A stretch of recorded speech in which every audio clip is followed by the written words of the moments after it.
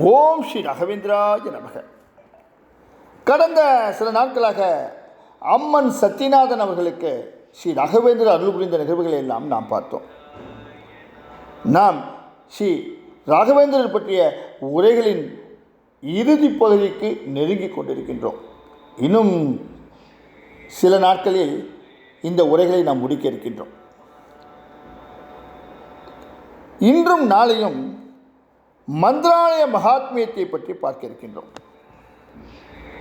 மாஞ்சாலம், மாஞ்சாலா, மாஞ்சாலை என்றெல்லாம் பெயர் பெற்ற மந்திராலய சேத்திரமானது ஆந்திர பிரதேசம் கர்னூல் ஜில்லாவில் எம்மகனூர் தாலுக்காவில் துங்கபத்ரா நதி தீரத்தில் அழகுற அமைந்திருக்கின்றது. சென்னை பம்பாய் ரயில் மார்க்கத்தில் மந்திராலயம் ரோடு எனும் ஸ்டேஷன் இருக்கின்றது. அங்கு இறங்கினால் அங்கிருந்து பஸ் வசதிகள் மந்திராலயத்துக்கு செல்ல இருக்கின்றன. மந்திராலயம் ரோடு ஸ்டேஷனிலிருந்து சுமார் 16 கிலோமீட்டர் தொலைவில் மந்திராலயம் இருக்கின்றது. மந்திராலயம் ரோடு ஸ்டேஷனுக்கு முன்னமே ஆதோனி ஸ்டேஷன் இருக்கின்றது. ஆதோனியிலிருந்தும் மந்திராலயத்துக்கு பஸ் வசதிகள் இருக்கின்றன. ஆதோனியிலிருந்து மந்திராலயத்துக்கு சுமார் 55 கிலோமீட்டர். ஆதோனியிலிருந்து செல்வதை விட மந்திராலயம் ரோட்டிலிருந்து செல்வது தான் சுலபமானது. பெங்களூர், பெல்லாரி, பெல்காம், ஹூப்ளி, குல்பர்கா, திருப்பதி, சென்னை, விஜயவாடா, தெனாலி, ஹைதராபாத், கூட்லிகு, ரைசூர், கர்னூல் போன்ற இடங்களிலிருந்தும் இன்னும் அநேக இடங்களிலிருந்தும் நம் பாரத தேசம் எங்கிருந்தும் மந்திராலயத்துக்கு பஸ் போக்குவரத்து வசதிகள் மற்றும் ரயில் வசதிகள் அநேகம் இருக்கின்றன. எது சௌகரியமோ அதன்படி மந்திராலயம் சென்று மந்திராலய மகாபிரபு ஸ்ரீ ஸ்ரீ ராகவேந்திர சுவாமிகளின் நல்லொருளை பெற்று நலமாக வாழலாம். வாழ்க்கையில் ஒரு முறையேனும் காண வேண்டிய சேத்திரம் மந்திராலய சேத்திரமாகும். மந்திராலயத்துக்கு சென்று விட்டால் தங்கும் இடங்களுக்கு குறைவே கிடையாது.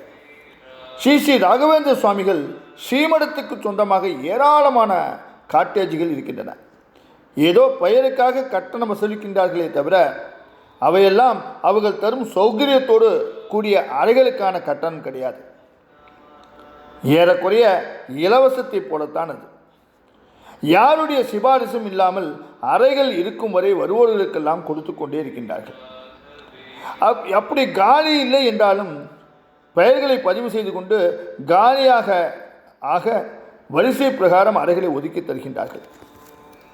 தேவஸ்தான காட்டேஜுகளை தவிர பஞ்சமுகி சத்திரம், கர்நாடக சத்திரம், ஆரிய வைசிய தர்மசாலா, ஹூப்ளி சத்திரம் போன்ற சத்திரங்களும் இதுவில்லாமல் டூரிஸ்ட் ஹோம்கள் செலவும் மந்திராலயத்தில் அமைந்திருக்கின்றன.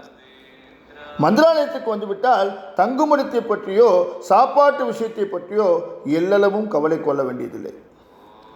நாளொன்றுக்கு எத்தனை ஆயிரம் பேர் வந்தாலும் அத்தனை பேருக்கும் மதிய வேளையில் இலவச போஜனம் ஸ்ரீ ஸ்ரீ ராகவேந்திர சுவாமிகள் பிருந்தாவனத்தில் அற்புதமாக அளிக்கப்படுகின்றது.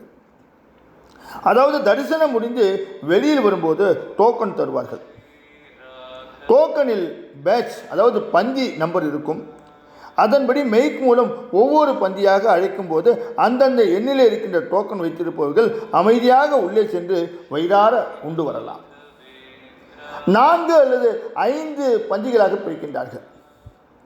டோக்கன் கொடுப்பதற்கான முக்கிய காரணமே எத்தனை ஆயிரம் பேருக்கு சமைக்க வேண்டும் என்ற தோராயமான கணக்குக்காகத்தான். கடைசி நேரத்தில் டோக்கன் இல்லாமல் வருபவர்களுக்கும் உணவு உண்டு. எத்தனையோ இடங்களில் உணவு பரிமாறப்படுவதை பார்த்திருக்கின்றோம். ஆனால் மந்திராலயத்துக்கு சென்று பாருங்கள், சின்னஞ்சிறார்கள் எல்லாம் சிட்டாக பறந்து பரிமாறும் அழகை மந்திராலயத்தில் தான் பார்க்க முடியும். போதும் போதும் என்று சொன்னாலும் விடமாட்டார்கள்.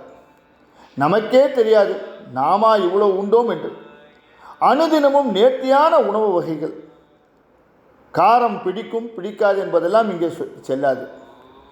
எப்படிப்பட்டவர்களுக்கும் மந்திராலய பிரசாதம் மிகவும் பிடித்து போகும். அதே சமயம் வயிற்று உபாதைகள் இருந்தாலும் நீங்கி போகும்.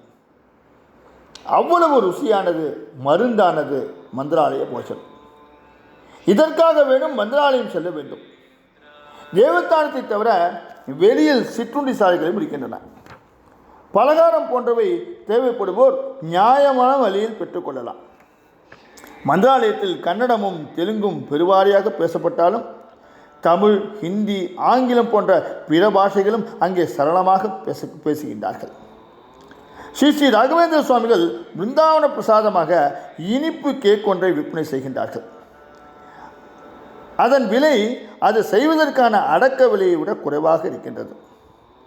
காலை முதல் இரவு வரை விற்பனை கிடையாது. ஸ்ரீ சுவாமிகளுக்கு நைவேத்தியம் வைத்த பின் சுட சுட பிரசாதங்கள் விற்பனை செய்வார்கள். சில சமயம் மாலை நேரங்களிலும் விற்பனை செய்வார்கள். நாம் செல்லும்போது நமக்கு அது கிடைத்தால் அது நம் பாக்கியமே. மந்திராலயத்தின் சிறப்பு என்று எதையுமே குறிப்பிட்டு சொல்லிவிட முடியாது. ஏனென்றால் மந்திராலயத்தில் உள்ள எல்லாமே ஒவ்வொரு வகையில் தனி சிறப்பு வாய்ந்தது. துங்கபத்ரா நதியை பாருங்கள், ஆண்டு முழுவதும் வற்றாமல் வளமாக ஓடிக்கொண்டே இருக்கின்றது என்பது ஒரு சிறப்பு. இன்னும் என்னென்ன சிறப்பு தொடர்ந்து நாளை உரையில் பார்ப்போமா? ஓம் ஸ்ரீ ராகவேந்திராய நமக. ஓம் ஸ்ரீ ராகவேந்திராய நமக. ஓம் ஸ்ரீ ராகவேந்திராய நமக.